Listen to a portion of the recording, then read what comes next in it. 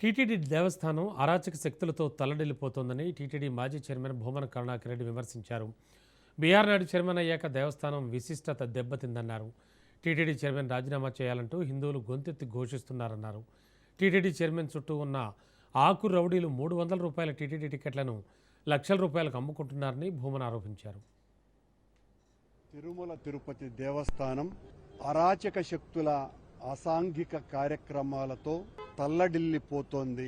BR Naidu గారు అధ్యక్షుడైన తర్వాత, ఆయన అధ్యక్షునిగా నియమింపబడ్డ తర్వాత తిరుమల తిరుపతి దేవస్థానం యొక్క ఔన్నత్యం, విశిష్టత పూర్తిగా మంటగలిపిపోయాయి. ఆయన చేస్తున్నటువంటి వికృత కామక్రీడలు బయటికి వచ్చిన తర్వాత మొత్తం హిందూ సభ్య సమాజం అంతా ఈసడించుకొని ఆ వ్యక్తి ఆ పదవికి అనర్హుడు, ఆయన రాజీనామా చెయ్యాలి లేదా ఆయనను తిరుమల తిరుపతి దేవస్థానం నుంచి గెంటివేయాలి అని మొత్తం హిందువులంతా కూడా గొంతెత్తి ఘోషిస్తున్న, నిమ్మకు నీరెత్తినట్టుగా ఉన్న కూటమి ప్రభుత్వం, ముఖ్యమంత్రి చంద్రబాబు నాయుడు గారు ఇలాంటి అసాంఘిక కార్యక్రమాలను ప్రేరేపించి ప్రోత్సహించేటువంటి వ్యక్తులను వెనకేసుకు రావటం మూలంగా బీఆర్ నాయుడు గారు ఆయన చేస్తున్నటువంటి కార్యక్రమాల వలన ఆ వికృత చేష్టలను బలపరిచేటువంటి ఆకు రౌడీలంతా